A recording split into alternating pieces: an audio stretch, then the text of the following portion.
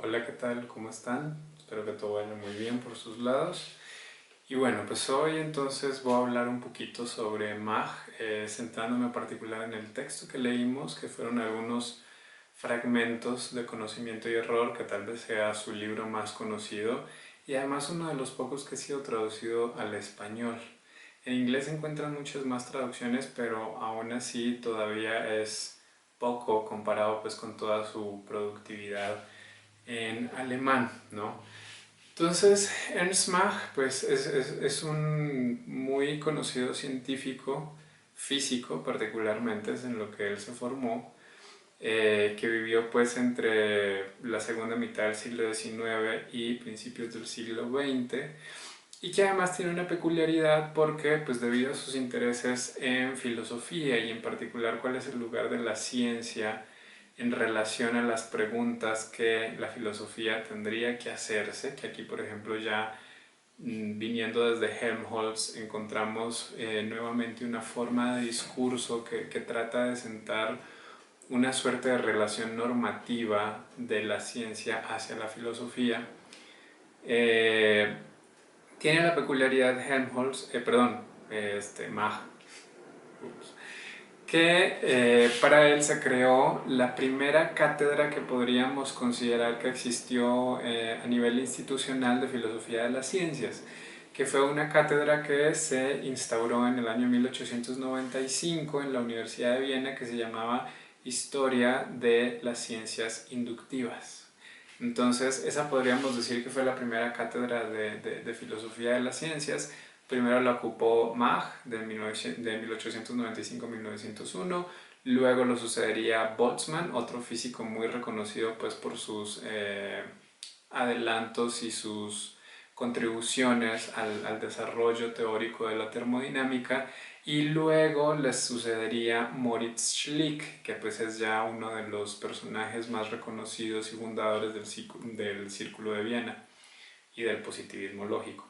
Entonces Mach ya nos traza una línea que no solamente tiene que ver con una herencia de pensamiento y de ideas, sino que además pues va a trazar este linaje institucional justamente para llegar hasta lo que sería el Círculo de Viena, y además eso ya nos va dando entonces también algunas indicaciones de cómo es que se va institucionalizando y disciplinarizando esta manera de concebir la filosofía en relación a la ciencia, ¿no? Bueno, ahora bien, con respecto a conocimiento y error, pues hay muchas ideas sumamente interesantes, ¿no? Que además recogen mucho de lo que venía de antes, en particular toda esta importancia que empieza a tener la psicofisiología, es decir, el estudio fisiológico de los fenómenos psíquicos, ¿sí? Y en ese sentido, pues el punto nodal de toda la discusión de Mach y que le va a servir para empezar a hacer las preguntas que van a construir, a partir de las cuales se va a construir su sistema filosófico, tiene que ver con el lugar donde justamente se unen esas dos cosas, lo fisiológico con lo psicológico, ¿sí? Entonces, ese punto de partida para Mach es la sensación, es el análisis de toda la parte sensorial y sensible de nuestra experiencia. En ese sentido, va a ser muy importante para Mach toda una reconsideración del cuerpo en términos fisiológicos y su relación con el problema del conocimiento. Entonces para Mach hay que partir de esta idea de que tenemos un cuerpo que es móvil y que por lo tanto está en el espacio, que lo podemos ver, que es tangible, que es sensible y que además se encuentra junto con otros cuerpos fuera de ellos, pero al lado de esos cuerpos, ¿no? Entonces es muy interesante la manera como él va planteando este escenario donde la noción de cuerpo se vuelve tan importante, ¿no? Porque el cuerpo va a ser el límite entre lo interno y lo externo, pero al mismo tiempo hay que aceptar que no es un único cuerpo, sino que hay múltiples cuerpos, entonces eso lo va a llevar a hacerse otras preguntas acerca de, bueno, lo que pasa en mi cuerpo, lo que yo puedo conocer y saber, lo que puedo analizar a partir de la fisiología de un cuerpo particular, ¿ocurre en los demás o qué es lo que está ocurriendo en esos casos? Eso lo va a llevar entonces a hacer esta diferencia entre lo físico y lo psíquico.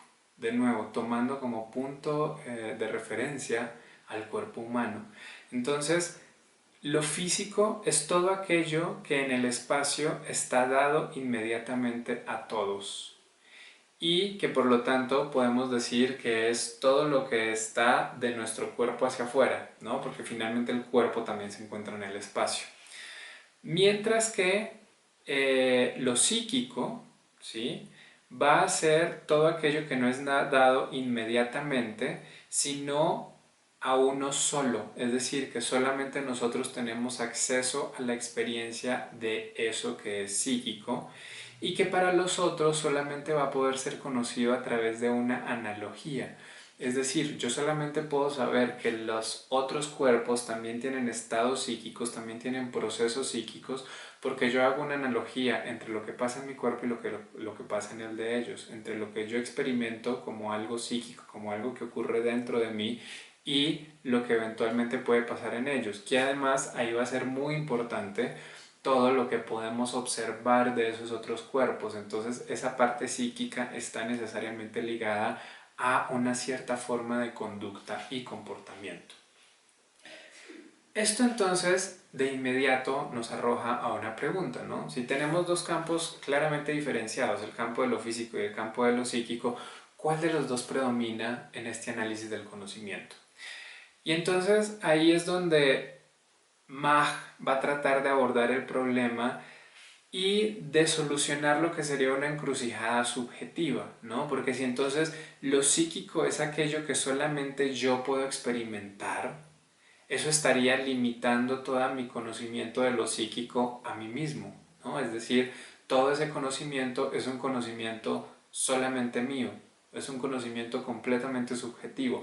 No podríamos alcanzar un grado de objetividad con respecto a ese conocimiento a menos que pudiéramos conocer y ver qué es lo que está pasando a ese nivel psíquico en los demás cuerpos.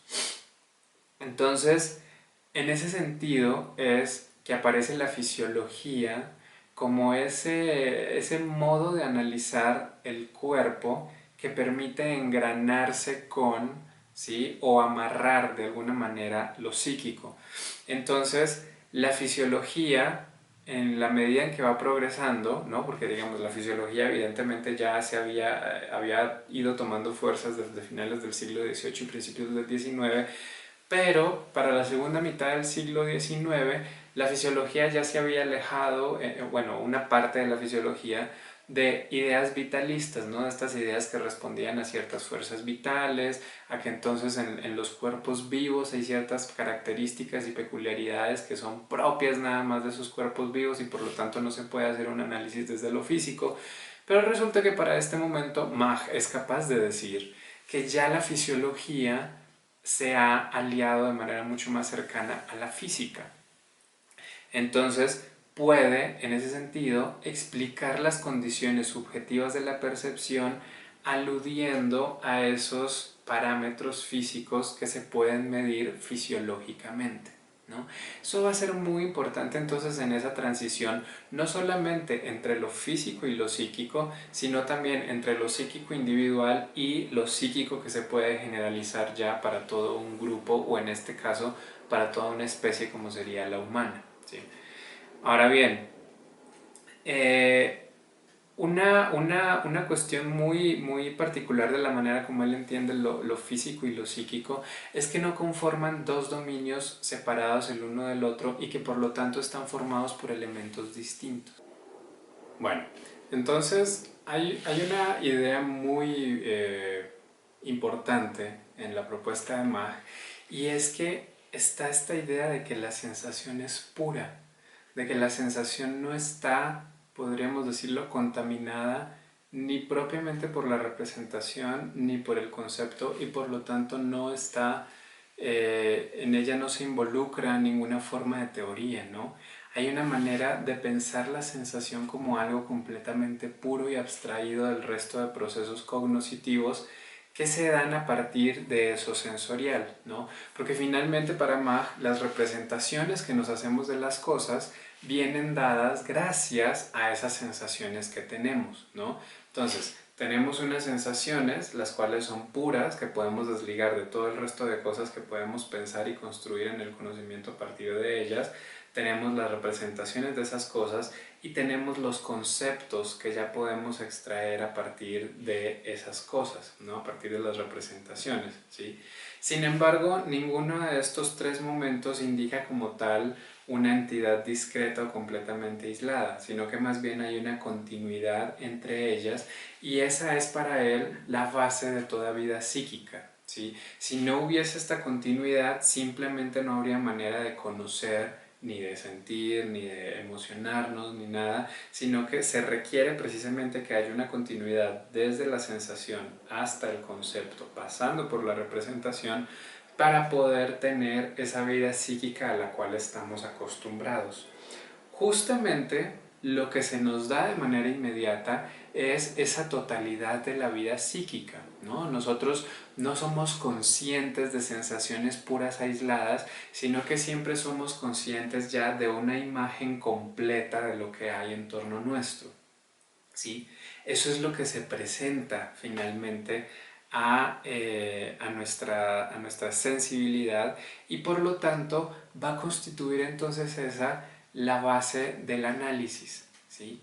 Y aquí es donde viene una de las ideas más importantes de Mach, y es esta suerte de fenomenalismo sobre la que él va a basar toda su construcción teórica. Entonces, cuando hablamos de fenomenalismo, obviamente nos estamos refiriendo a que se da la aparición de un fenómeno, ¿no? Ese fenómeno que se aparece es justamente esta imagen de totalidad, ¿no? de algo completo que se da a la conciencia. Y entonces, en ese sentido, el fenómeno va a ser lo dado, ¿sí? El fenómeno es aquello que se nos da independientemente de lo que nuestra voluntad pueda hacer o decidir o pensar a partir de ello, ¿sí? Lo dado es eso que no podemos cambiar, sobre lo cual no tenemos ninguna injerencia ni ninguna agencia.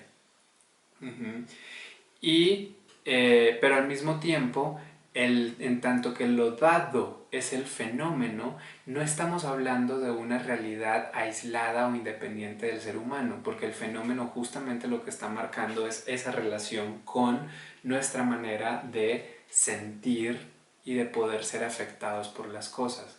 Entonces, bajo ninguna circunstancia, lo dado constituye algo así como la idea de un mundo externo, ¿no? que es capaz de ser en sí mismo, de existir en sí mismo, sino que lo dado es el fenómeno, es decir, lo dado es ya la relación entre eso que existe y el sujeto que lo está sintiendo y que por lo tanto lo puede llegar a conocer.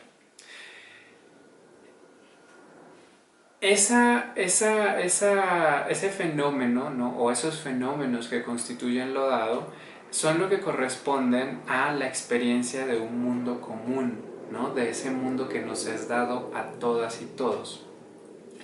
Pese a que pueda haber variaciones individuales, ¿no? Porque como decíamos ahorita, finalmente la vida psíquica es lo que cada uno de nosotros y de nosotras puede sentir.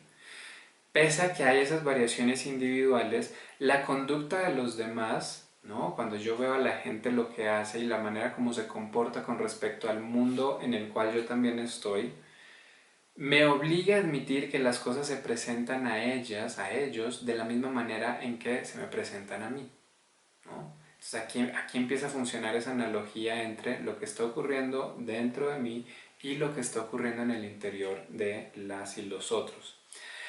Hay una suerte de dependencia mutua entonces de estas experiencias que ninguna filosofía puede arruinar, ¿no? Así lo dice Mach en algún momento en otro de sus textos, ¿sí? Esta cuestión de lo dado, ¿no? Ese fenómeno que es lo dado entonces es algo que no se puede dudar, es algo que ni siquiera la filosofía puede llegar a someter a un escrutinio absoluto que lo desbarate, que lo destruya. Eso está por fuera del alcance de la filosofía o de cualquier otra rama del conocimiento, ¿sí? Lo dado está exento de eso, ¿sí? Lo dado en tanto que el fenómeno, ¿no? Ya nos está dando una cierta piedra de toque para saber qué es lo que está pasando en ese mundo que está fuera de nosotros, ¿no? En eso que correspondería al ámbito y al dominio propiamente de lo físico. Pero tampoco, y esto es muy interesante que como lo dice Mach, tampoco puede la filosofía deshacerse de la idea de que lo dado a un observador depende de su organismo. Entonces, en ese sentido, hay una doble dependencia.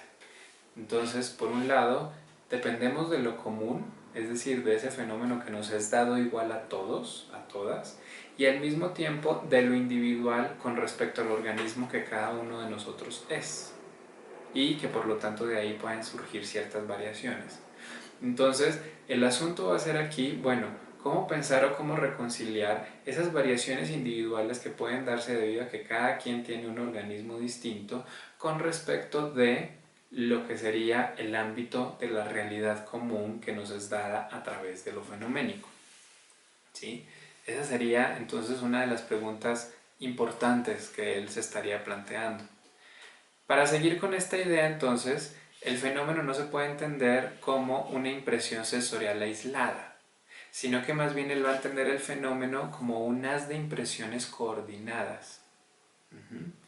Que si ustedes pues lo piensan y recuerdan un poco el planteamiento de Hume, aquí de cierta manera lo que está haciendo Mach es aplicar a la totalidad de los fenómenos, ¿no?, lo que Hume aplicaba exclusivamente para su idea del yo, ¿no?, de que el yo era este haz de impresiones que puede haber de uno mismo. En este caso, Mach está diciendo, no, eso ocurre para absolutamente todos los fenómenos, ¿no? No hay una impresión, ¿sí? No hay un dato sensorial aislado de lo que sería la mesa, ¿no?, de lo que sería el tarro, sino que siempre esas impresiones son ya un haz que se reúne de distintas sensaciones. Entonces, en ese sentido, él se sirve de una analogía con los átomos, por ejemplo. Entonces, un átomo aislado no se puede decir que sea rojo o que sea duro. Incluso es difícil decir que un átomo tiene extensión, ¿no?, que un átomo ocupa espacio. Esa es una idea bastante sobre la cual, pues sobre todo en esta época, muchos físicos debatían al respecto y aún se sigue debatiendo, ¿no?, de si los átomos ocupan o no espacio, tienen extensión. Sin embargo, de un conjunto de átomos, que es ya lo que denominamos materia, sí podemos decir que ocupa un lugar, que tiene masa, que es de color rojo, que es dura, que es suave, en fin, ahí sí podemos predicar muchas más cosas. Entonces, en ese sentido, él está entendiendo el fenómeno como esa construcción que se hace a partir de cientos elementos análogos a los átomos en la física. De ahí va a salir entonces una peculiar concepción que él tiene de lo que serían las cosas. Entonces, por ejemplo, para él, la cosa ya es una construcción intelectual, ¿sí? Es un complejo representativo o un concepto científico. La cosa no es entonces la causa de la excitación sensorial, ¿no? No es que hay cosas fuera de nosotros y entonces esas cosas son las que causan determinadas sensaciones que luego nos van a hacer que nos representemos a esa cosa de tal o cual manera, ¿no? Aquí aquí la idea de la cosa como algo externo, ajeno completamente al sujeto no se mantiene, sino que la cosa es una construcción intelectual, ¿sí? Y para él, por ejemplo, es muy importante justamente esta experiencia que hay de la alucinación o del sueño, donde en esos estados podemos pensar en cosas e incluso llegar a tener sensaciones de esas cosas, pero no hay algo en la realidad externa que esté ocasionando esa excitación sensorial. Entonces, para él, el fenómeno del sueño, por ejemplo, más allá de llevarnos a una duda de si el mundo externo existe o no, lo que está haciendo es sirviéndole a él para corroborar su idea de que en efecto las cosas son estas construcciones intelectuales y que por ende lo que nos interesa para el análisis del conocimiento ya no son las cosas en cuanto tales, sino las sensaciones que podemos tener de las cosas, ¿no? Eso es muy distinto, ¿sí? Porque entonces en la sensación, ahí sí ya empezamos a hablar no de una construcción que es netamente intelectual o psíquica, sino que la sensación ya me puede estar refiriendo no necesariamente nada más a un mundo físico externo que excita nuestros órganos sensoriales para que se genere una cierta representación, una sensación de las cosas, sino que incluso nos va a llevar a estudiar de manera mucho más profunda cuál es la constitución de ese organismo que puede sentir y que puede tener sensaciones. Y entonces esa constitución de ese organismo ya nos va a hablar también de cómo es que ocurren esos procesos internos. Entonces por eso les decía que la sensación era tan importante en cuanto a esa articulación entre lo externo físico y lo interno psíquico. A diferencia de la cosa, el fenómeno es una formación sensible que puede corresponder o no a la formación intelectual, ¿no? Entonces, de nuevo, teníamos sensación y fenómeno, esos van a ser los puntos de partida de todo su análisis.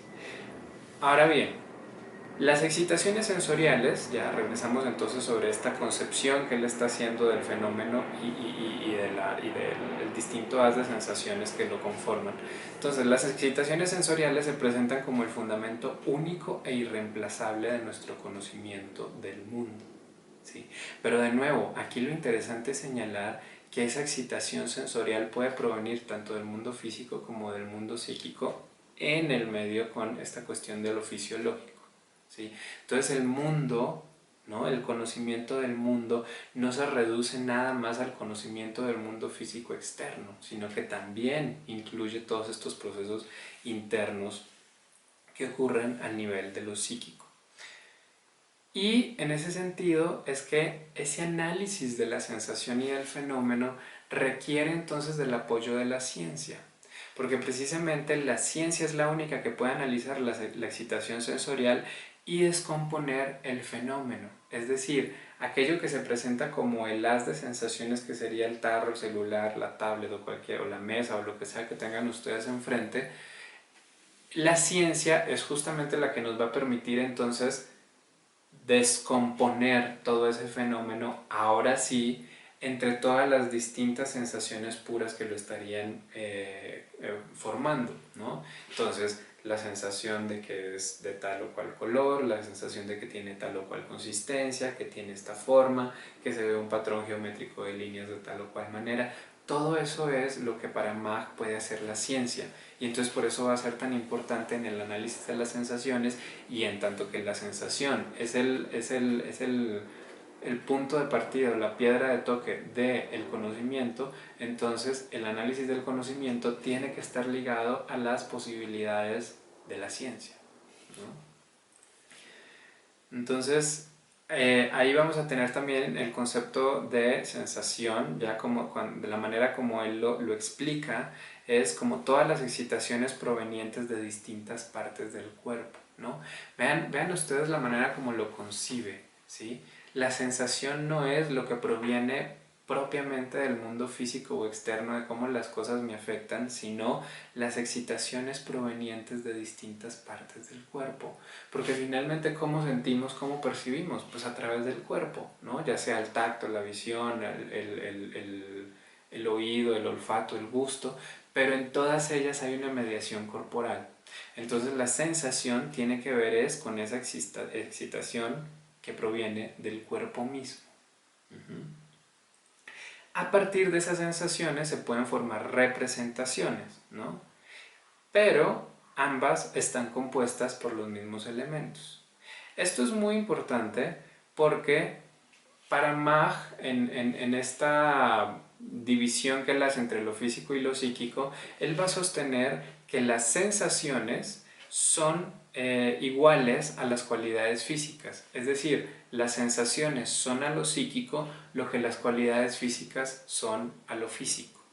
Y en esa medida, lo único que las distingue es el tipo de relaciones que forman, ¿no? Acá se daría una relación entre las distintas cosas que componen el mundo físico, acá se daría una relación entre las distintas sensaciones y entre las distintas representaciones que se puede hacer de ellas. Sin embargo, finalmente esas sensaciones tienen entonces que coincidir, tienen que coincidir, ¿no? Tienen que corresponderse la una a la otra. Estos componentes fundamentales, de los cuales estarían formados tanto las sensaciones como las cualidades físicas, es lo que se llamarían elementos, Y entonces la tarea sería buscar la dependencia mutua de esos elementos y explorar sus conexiones.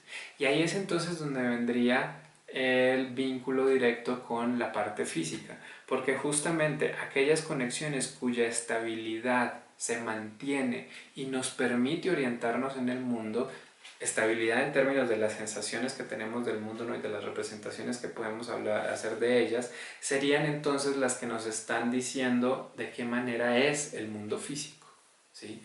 Justamente porque se mantienen estables esas relaciones en el plano psíquico y son congruentes con nuestra conducta en el plano físico, es que entonces podemos decir, ah bueno, entonces estas representaciones sí están siendo coherentes con lo que hay en el plano físico. Siguiendo entonces estas ideas que nos plantea Mach acerca de la sensación, el fenómeno, la representación, lo que es una cosa, justamente llegamos a que aquí hay una suerte de discurso naturalizado con respecto al conocimiento, ¿no?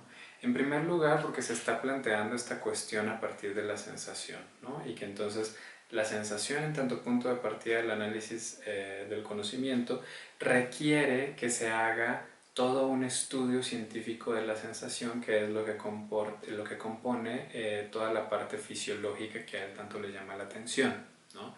Sin embargo, va a aparecer una capa más en esta cuestión del discurso naturalizado y que tiene que ver con la teoría de la evolución de Darwin, entendida principalmente como un fenómeno de adaptación, ¿sí? O sea, aquí la lectura de Mach acerca de Darwin específicamente tiene que ver con la adaptación de la cual habla Darwin en relación a la selección natural, ¿no?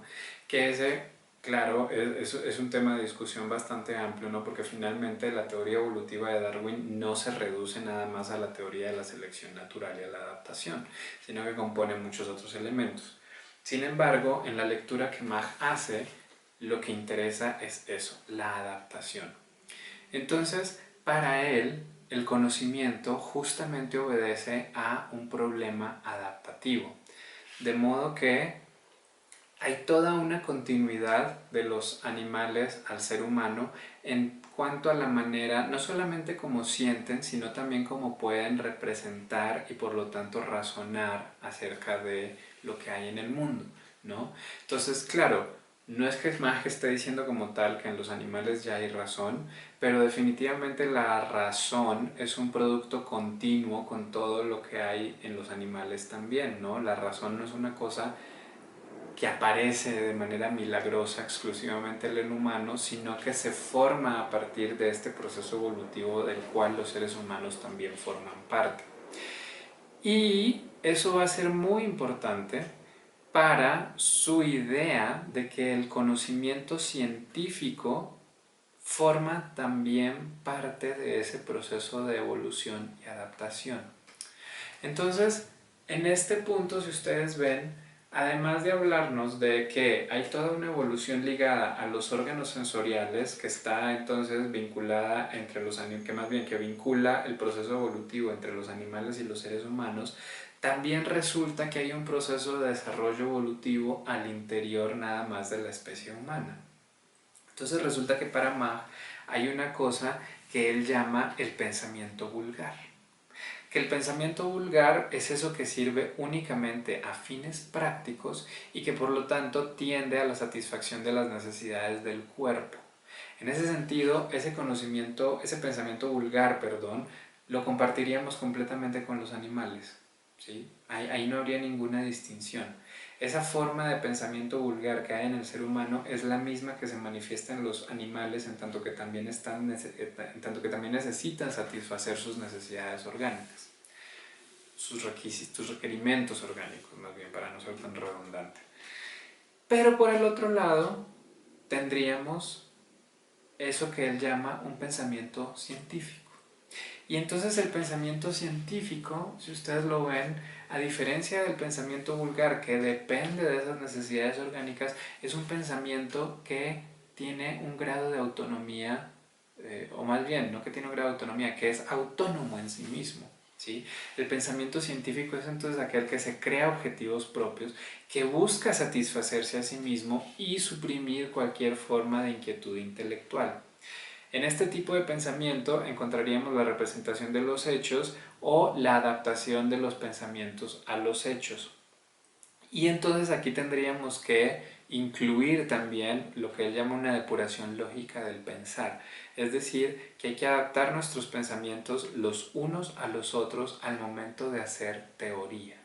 Entonces ya no solamente se trata de una adaptación entre lo que sentimos, representamos, concebimos y lo que está, esto a nivel en el plano psíquico, con lo que está pasando en el mundo físico, sino que también tiene que haber una adaptación interna entre todo lo que está en el orden de lo psíquico. Eso entonces, pues para él es sumamente importante porque precisamente el conocimiento verdadero constituye un hecho psíquico que siempre conduce a un resultado biológico inmediato para los seres humanos, ¿no? Entonces, la verdad de este conocimiento es lo que garantiza que se pueda obtener un resultado biológico favorable. Y en esa medida, para él, la vida psíquica en su totalidad y el trabajo científico en particular son aspectos de la vida orgánica que entonces responden a las necesidades biológicas. ¿Sí? Entonces, tanto pensamiento vulgar como pensamiento científico responden a necesidades biológicas. El asunto va a ser, bueno, pero ¿qué se puede hacer con eso, no? O sea, la cuestión es nada más, por ejemplo, satisfacer que tenemos hambre y entonces hay que comer, o también se pueden generar otro tipo de necesidades, como sería en este caso el asunto del pensamiento científico, y preguntarnos entonces por la adaptación tanto de las representaciones a lo que está en el mundo físico como de las representaciones entre sí. Eso para más constituirían también preguntas del plano biológico. ¿Por qué? Porque de eso depende que podamos seguir existiendo y adaptándonos como especie, ¿sí? Entonces es muy interesante justo esa relación que él hace ahí, ¿no? Que los problemas de la teoría como tal no son cosas que se abstraigan del mundo y de nuestra vida como seres y organismos materiales, corpóreos, biológicos, sino que también responde a esa situación. Entonces, esa es como la manera, creería yo, más apropiada de entender en qué sentido es un discurso naturalizado, ¿sí? No en este sentido de la naturalización de tener claras todas las rutas neurofisiológicas a través de las cuales lo que se siente en un determinado receptor nervioso termina siendo construido en una determinada imagen o representación mental, sino en tanto que el conocimiento, incluyendo el conocimiento científico, responde a un problema de adaptación biológica y por lo tanto desde ahí es que tendría que estudiarse. Esto además le va a permitir a él vincular la forma de pensamiento vulgar con la metafísica, porque justamente él en un momento nos va a decir que el pensamiento vulgar tiene una insuficiencia, ¿sí? Y es que precisamente como no se pregunta por esta adaptación entre las representaciones psíquicas y las físicas y la adaptación misma de las representaciones en lo psíquico, entonces es que aparece el antagonismo entre el fenómeno y la cosa, ¿sí? En pensar que existe algo como una cosa en sí completamente independiente y ajena a nuestros modos de sentirla y representarla. Entonces, en ese sentido, la metafísica sería una derivación del pensamiento vulgar y por lo tanto el pensamiento científico estaría ayudándonos a purgar esas desviaciones de la metafísica, ¿no? Porque justamente el pensamiento científico y entonces todo este análisis fisiológico de la sensación y de los fenómenos nos van a llevar a entender que las cosas aisladas son una mera ficción. Y aquí Mach en otros textos se va a referir específicamente a la influencia de Kant. ¿no? Él dice que cuando leyó los prolegómenos de Kant fue cuando pudo deshacerse de su imagen ingenua de la realidad, ¿no? Como esta oposición entre el mundo externo y la mente, y entonces pudo adoptar una visión crítica, donde la idea de una cosa en sí como algo inaccesible es meramente una ilusión, ¿sí? Y que no puede entenderse a la cosa como lo que causa las sensaciones, sino que siempre es el asunto de la sensación, ¿no? Que para Mach entonces la sensación se traduce en los estados corporales del organismo que siente, ¿sí? Que aquí es entonces donde tomaría distancia de Kant, ¿no? Mientras que para Kant la sensación es esta cuestión trascendental, ¿no? La sensibilidad es una de estas facultades que conforman al sujeto trascendental. Para Mach, el problema de la sensibilidad es un asunto del cuerpo y que por lo tanto se puede estudiar fisiológicamente. Eso nos dice entonces por qué para Mach, así como ocurrió con Helmholtz, el remitirse a Kant es tan importante, y es que finalmente Kant, a pesar de todo y a pesar de la manera tan peculiar como concibe el problema de la sensibilidad, finalmente sí pone a la sensibilidad como punto de partida de todo el conocimiento, ¿no? O sea, para Kant no hay conocimiento si eso no es sensible, si no es algo que podamos configurar a partir de nuestras intuiciones. El caso ya que ocurre con Helmholtz y de manera mucho más prominente con Mach, es que finalmente ese problema de la sensación y de la sensibilidad se entiende entonces como un problema fisiológico que puede ser estudiado de manera científica. En ese sentido, entonces, la ciencia que precisamente está ayudando a entender cómo se dan esos procesos fisiológicos de la sensación, van a entenderse como construcciones teóricas, ¿sí? Entonces, aquí va a haber una primera detalle muy interesante para cómo va a ser la relación entre la ciencia y la filosofía, porque entonces, si la ciencia es la que nos permite estudiar de manera apropiada ese proceso de la sensación sobre el cual se basa todos los procesos de conocimiento y todos los procesos cognitivos y psíquicos que podemos tener, entonces la filosofía, perdón, tendría que responder a algunas de esas obligaciones y exigencias que tiene la ciencia al tratar de estudiar y analizar ese proceso de la sensación. Por lo tanto, y Mach lo va a decir así explícitamente, aquí voy a leer una cita, dice con respecto a esto, ¿no? Las ciencias proporcionan a la filosofía bases más sólidas que el pensamiento vulgar, ¿no? De nuevo, regresamos entonces sobre esta cuestión. Si la filosofía se va con el pensamiento vulgar, va a terminar llegando a la metafísica. Pero si la filosofía se va con el pensamiento científico, ahora sí va a tener bases que le van a dar un sustento mucho mejor. Y continúa la cita. Las distintas ciencias son para el filósofo ejemplos de construcciones previsoras, sólidas y fecundas en resultados. Por otra parte, la demasiada especialización del sabio o de los científicos brinda al filósofo útiles enseñanzas. Entonces vean cómo lo plantea aquí, ¿no? Porque ya nos está diciendo, bueno, si la filosofía se va de la mano de la ciencia, resulta que entonces a lo mejor puedes llegar a hacer estas mismas cosas que hace la ciencia, ¿no? Que es tener construcciones capaces de predecir, que son sólidas en cuanto a su justificación y que tienen resultados fecundos. Eso va a ser muy importante para cuando veamos la manera como Schlick plantea el viraje del círculo de Viena y del empirismo lógico, ¿no? Donde justamente lo importante va a ser que la filosofía sea capaz de solucionar problemas, no nada más hacerse preguntas.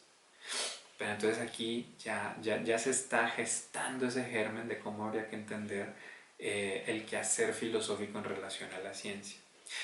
Y por otro lado, las ciencias también tienen una labor de limpieza histórica, es decir, quitar los prejuicios instintivos, filosóficos, que se han ido quedando como desechos de investigaciones anteriores.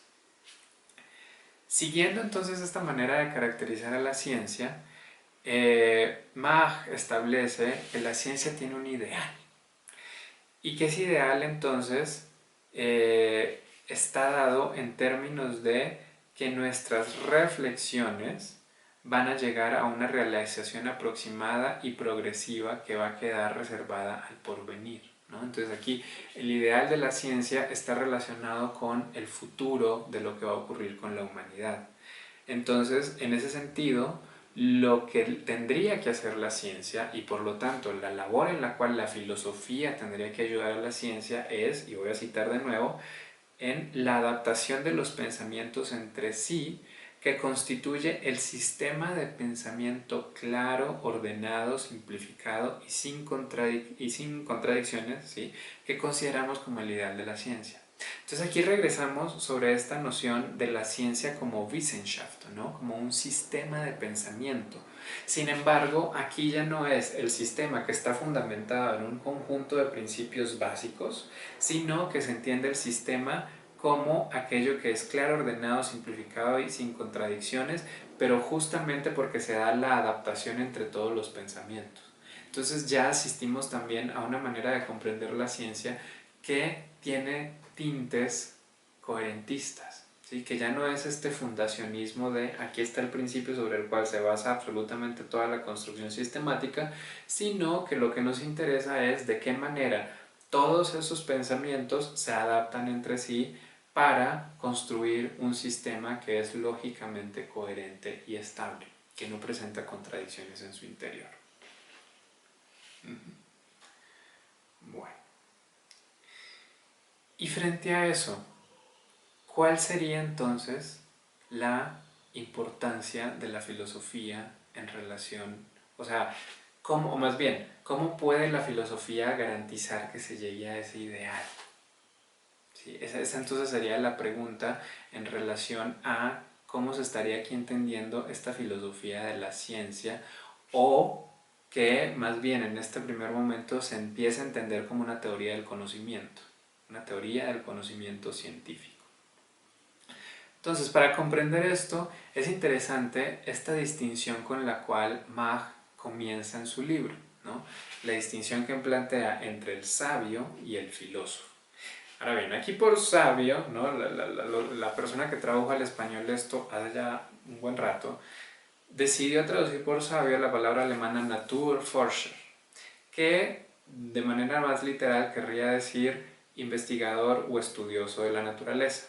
Entonces, por eso, cuando se habla de sabio, que también tiene muchas resonancias con la palabra francesa savant, no nos estamos refiriendo como a esta idea popular o vulgar del sabio, ¿no?, como el sabio aquel que sabe muchas cosas de distintas ramas y que sabe mucho de todo, ¿no?, sino que justamente el sabio aquí es el que se dedica a estudiar específicamente a la naturaleza, ¿no?, es el investigador de la naturaleza.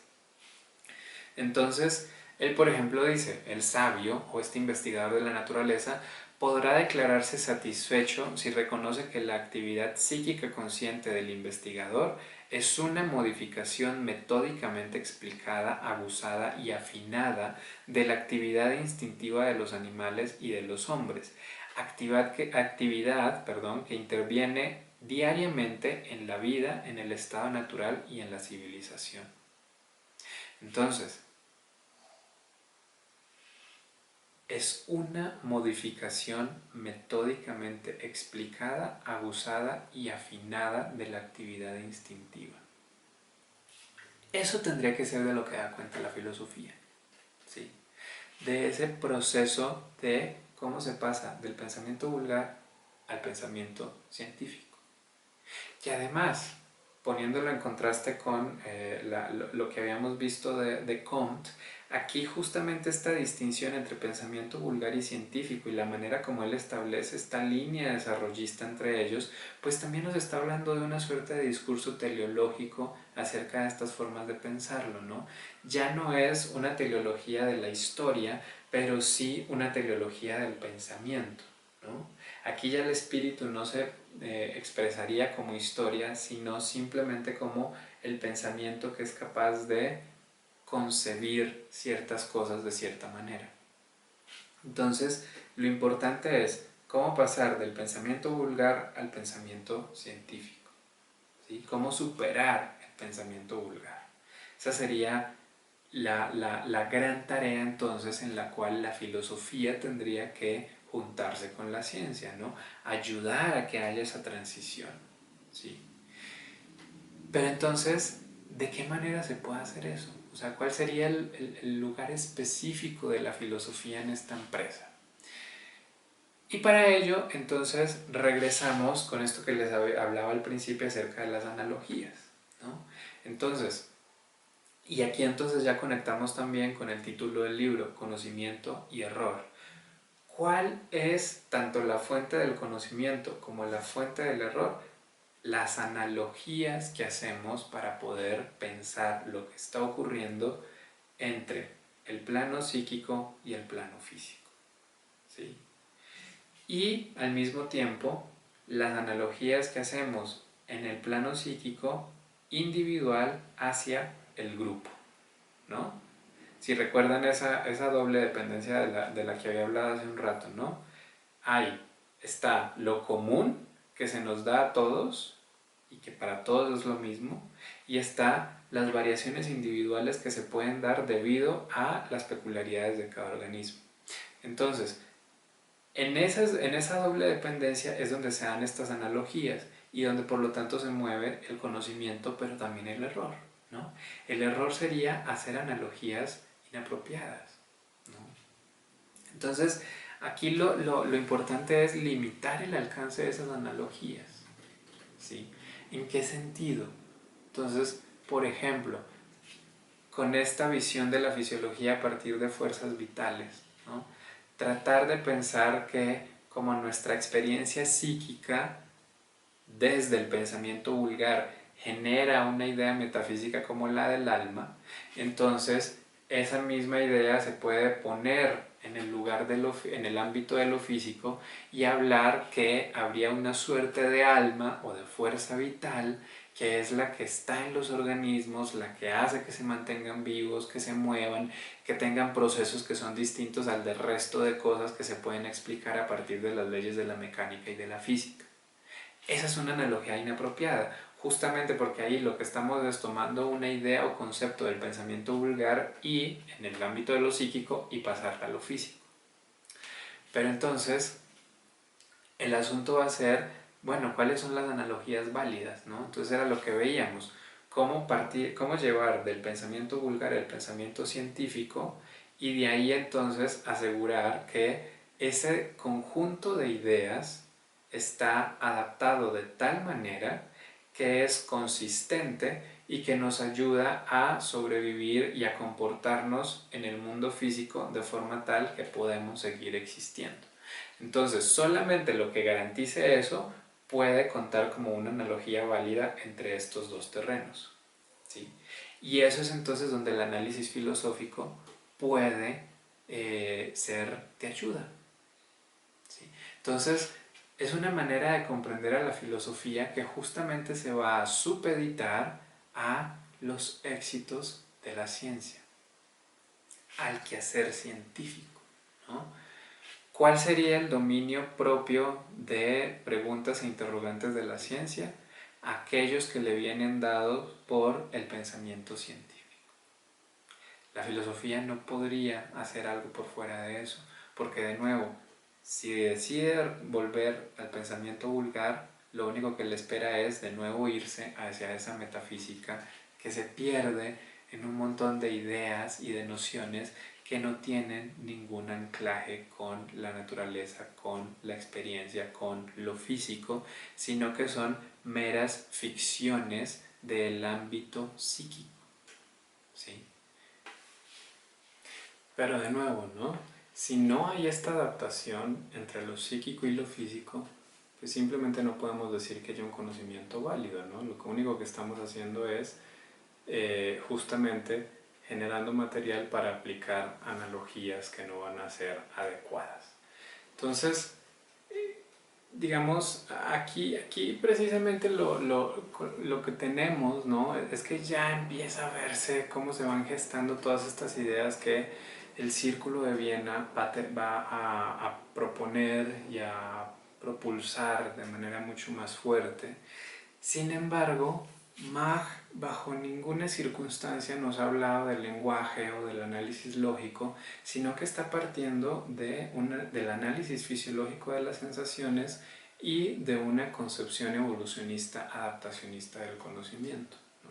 Entonces, en ese sentido, nos ofrece un panorama mucho más rico e interesante en ese sentido, pues como para ver de qué manera se van gestando y formando estas ideas, ¿sí? Y cómo también van a tener entonces sus distintos desarrollos posteriormente y demás, ¿no? Y esto además teniendo en cuenta que el Círculo de Viena, como creo que les había dicho en algún momento, inicialmente se hizo llamar la Asociación Ernst Mach, ¿no? O sea que en verdad ven a esta persona como alguien a quien le deben mucho, pero en realidad cuando vemos la manera como sustenta este fenomenalismo, ¿no? Esta necesidad de basarnos necesariamente en lo que está dado en la sensación y en la experiencia, corresponde a ideas muy distintas de las que usaría posteriormente el Círculo de Viena, ¿sí?